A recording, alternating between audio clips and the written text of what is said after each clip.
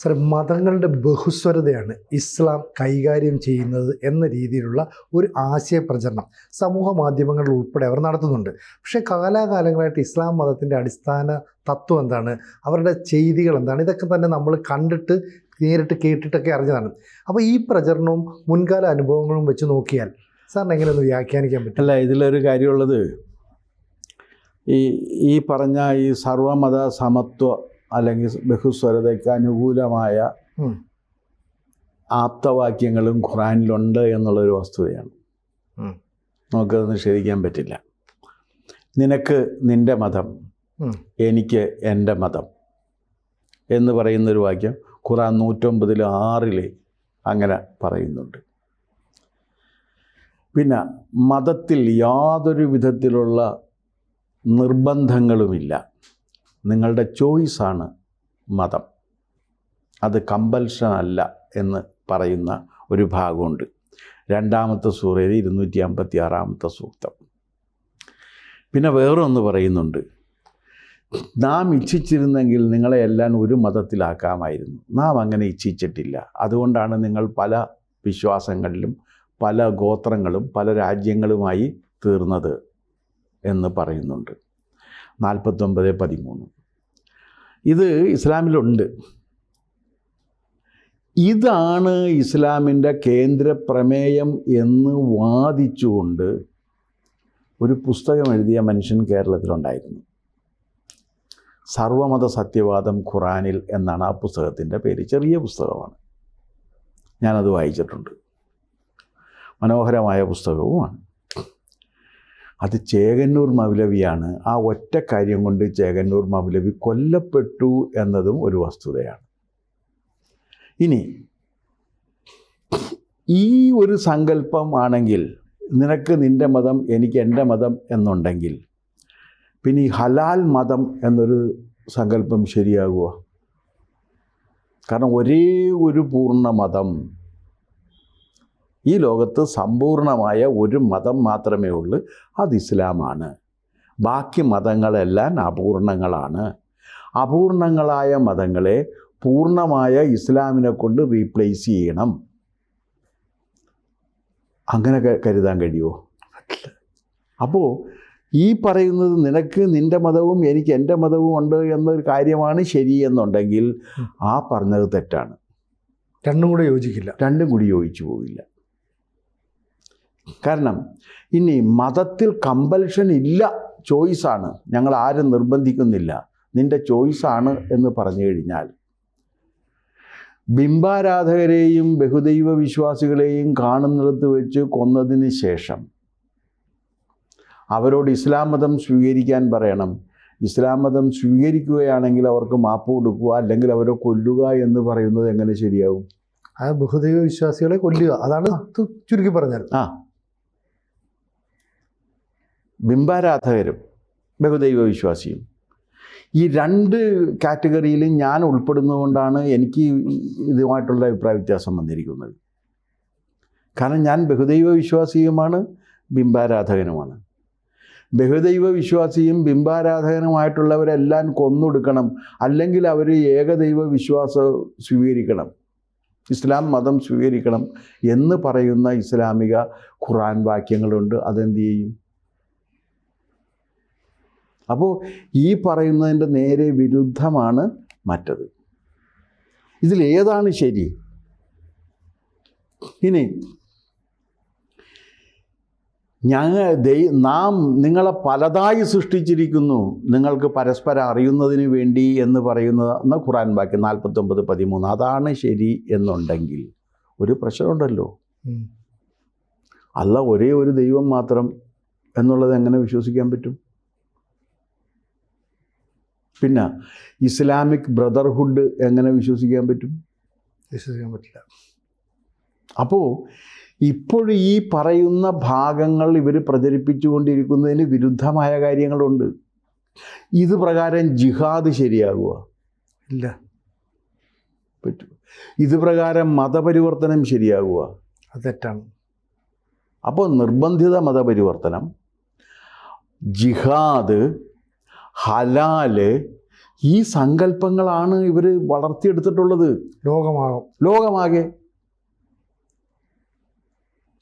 അതുകൊണ്ടാണല്ലോ ചെല്ലുന്ന എല്ലാ സ്ഥലത്തും ഇവർ ഒരു കയ്യിൽ ഖുറാനും അടുത്ത കയ്യിൽ വാളാണുള്ളത്. ഇപ്പം AK-47 ആണ്, 57 മറ്റൊട്ടേണ്.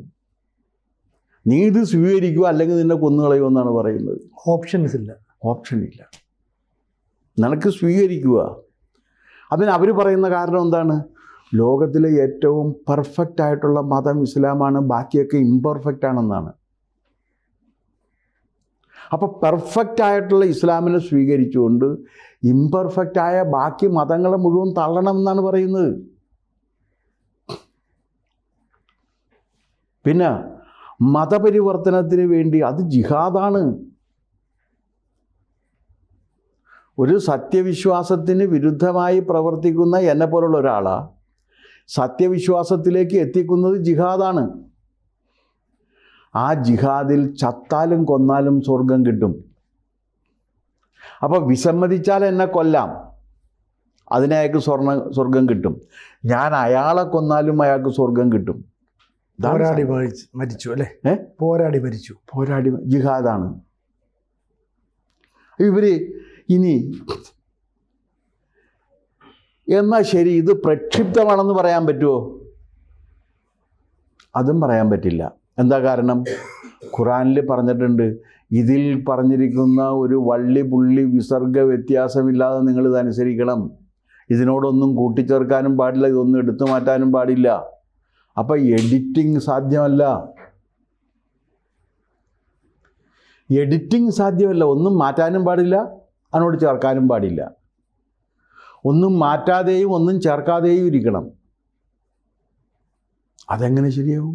ഓരോ കാലത്തും ഈ മുസ്ലിം കുടിയേറ്റം വർദ്ധിച്ചു വരികയാണ്. ഇപ്പോൾ നമുക്കറിയാം യൂറോപ്യൻ രാജ്യങ്ങൾ, പ്രത്യേകിച്ച് UK, ഫ്രാൻസ്, ഇറ്റലി തുടങ്ങിയ രാജ്യങ്ങളിലൊക്കെ വൻതോതിൽ മുസ്ലിം കുടിയേറ്റം അങ്ങനെ വന്നുകൊണ്ട് ഈ UK പോലുള്ള രാജ്യങ്ങൾ ഗ്രേറ്റ് ബ്രിട്ടൻ എന്നതിൽ നിന്ന് മാറി മുസ്ലിം ഭൂരിപക്ഷമുള്ള ഒരു രാജ്യമായി മാറാൻ പോകുന്നു. അതുകൊണ്ടൊക്കെ വലത് തീവ്ര നിലപാടുള്ള പാർട്ടികളൊക്കെ തന്നെ അവിടെ വലിയ പ്രക്ഷോഭ സംഘടന, ഇപ്പം നമ്മൾ UK കണ്ടാണ് വലിയ 1 ലക്ഷം പേര് തെരുവിലിറങ്ങി. ഇത് തന്നെയാണ് ജർമ്മനിയും ഇറ്റലിയും ഫ്രാൻസും ഒക്കെ അഭിമുഖീകരിക്കുന്ന പ്രശ്നം. അപ്പോൾ എന്തുകൊണ്ടാണ് ഈ മുസ്ലിം കുടിയേറ്റം നടത്തുന്ന ആളുകൾ ഈ സൗദി അറേബ്യ പോലെ അതല്ലെങ്കിൽ ഗൾഫ് മീൻസ് മുസ്ലിങ്ങൾ കൂടുതലുള്ള രാജ്യങ്ങളിലേക്ക് പോകാതെ ഇത്തരം യൂറോപ്യൻ രാജ്യങ്ങളിലേക്ക് പോകുന്നത്? അത് കാരണം വെച്ചാൽ അതും ഓൾറെഡി മുസ്ലിം രാജ്യമാണല്ലോ.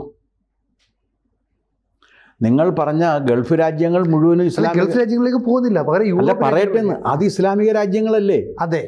അപ്പോൾ അനിസ്ലാമിക രാജ്യങ്ങളിൽ പോയിട്ട് അതിനെ ഇസ്ലാമിക രാജ്യമാക്കി മാറ്റാനാണ് അള്ളാഹ് പറഞ്ഞേക്കണത്. അതും ഇതിനകത്തുണ്ട്. മതം പ്രചരിപ്പിക്കുക. അപ്പോൾ അവിടെ പോകണ്ട.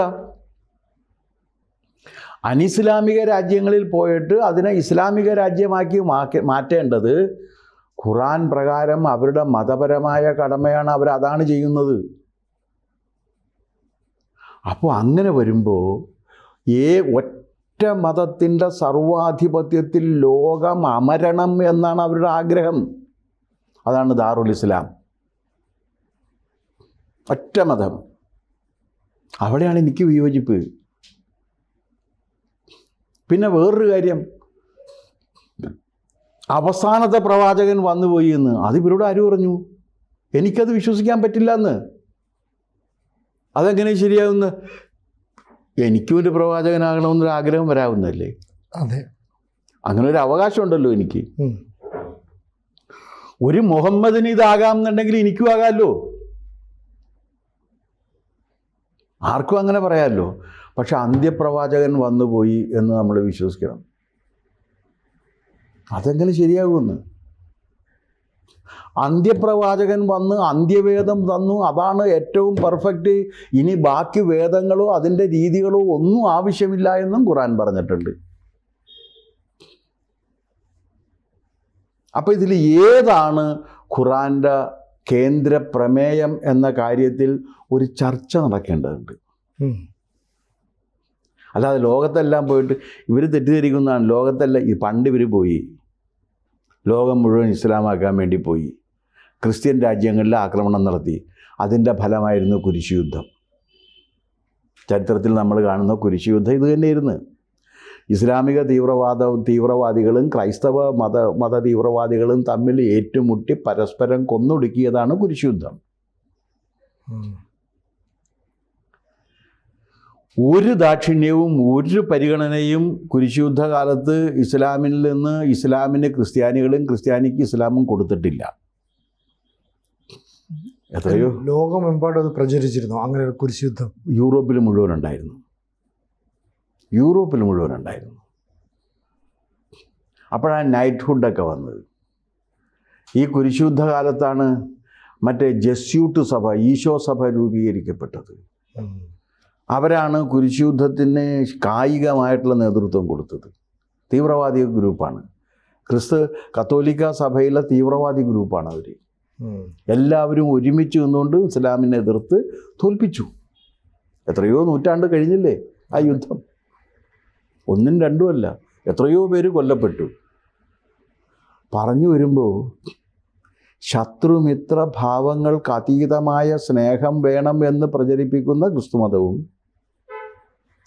ഈ എനിക്ക് നിൻ്റെ വഴിയിൽ നിന്നും നിനക്ക് എൻ്റെ വഴിയിൽ നിന്നും പ്രചരിപ്പിക്കുന്നുവെന്ന് ഇവരവകാശപ്പെടുന്ന ഇസ്ലാം മതവും തമ്മിലുള്ള ഈ യുദ്ധത്തിൻ്റെ കാരണം സമ്പൂർണ്ണ ഇസ്ലാമൈസേഷൻ ലക്ഷ്യമാക്കി ഇവർ സ്പെയിൻ വരെ എത്തുകയും സ്പെയിൻ കീഴടക്കിയതിന് ശേഷം നടന്ന സംഭവങ്ങളാണ്. അപ്പം അതെങ്ങനെ ശരിയാകുമെന്നൊരു ചോദ്യം വരുമല്ലോ. അതെ, ഇതിനൊരു ഉത്തരം കിട്ടണ്ടേ? അത് വേണം. ഇവരിപ്പോൾ എന്താണെന്ന് വെച്ച് കഴിഞ്ഞാൽ ഇപ്പം നിൽക്കക്കള്ളിയില്ലാഞ്ഞിട്ടാണ് ഇതും കൊണ്ട് വന്നിരിക്കുന്നത്. പിടിച്ചു നിൽക്കാൻ. ഇത് കളവാണ്. അതുകൊണ്ട് ഈ ഖുറാൻ്റെ കേന്ദ്ര പ്രമേയം ഈ പറഞ്ഞതാണോ അതോ ഒരേ ഒരു മതം, ഒരേ ഒരു പൂർണ്ണമായ മതം, ഒരേ ഒരു ഹലാൽ മതം എന്നതാണോ? അത് ഏതാണെന്നുള്ള കാര്യത്തിൽ അതിനെക്കുറിച്ചാണ് ഒരു ചർച്ച സത്യത്തിൽ വേണ്ടത്. അതല്ലാത്ത വേറെ ചർച്ച ചെയ്തിട്ട് കാര്യമൊന്നുമില്ല. അപ്പോൾ ഇരട്ടത്താപ്പാണ് കാണിക്കുന്നത്. ഇത് ഇരട്ടത്താപ്പാണ്. ഇത് ചുമ്മാ മനുഷ്യനെ പറ്റിക്കാൻ വേണ്ടി പറയുന്നതാണ്. ഇതിലുള്ള വർഗീയവാദികളായിട്ടുള്ള ചില പുരോഗമനേച്ഛുക്കളുണ്ട് ഇതിനകത്ത്. ഭയങ്കര വർഗീയവാദികളായിരിക്കും, പക്ഷെ അവർ തീവ്ര പുരോഗമനവാദികളായിട്ട് കൂടി ഭാവിക്കും. അവർ പറയും ഇസ്ലാമിൽ അങ്ങനെയാണ്, ഇസ്ലാമിൽ ഇങ്ങനെ. ഇത് രണ്ടും പറയുമ്പോൾ ഏതാണെന്ന് ഉള്ള ചോദ്യം വരില്ലേ? അതെ, ഞാനീ പറഞ്ഞല്ലോ, നിങ്ങൾ ഏതിൻ്റെ കൂടെ നിൽക്കുന്നു? ചോദ്യം സർവമത സത്യവാദം ഖുറാനിൽ എന്ന് ഖുറാന് വ്യാഖ്യാനം കൊടുത്ത ചേകന്നൂർ മൗലവിയുടെ ആ സിദ്ധാന്തത്തോടുള്ള ഇവരുടെ സമീപനം എന്താണെന്ന് അറിഞ്ഞാലും നമുക്ക് മതി. കൂടുതൽ വാർത്തകളും വിശേഷങ്ങളും നിങ്ങളിലേക്ക് എത്താൻ ABC മലയാളം സബ്സ്ക്രൈബ് ചെയ്യുക, ബെൽ ബട്ടണും അമർത്തുക.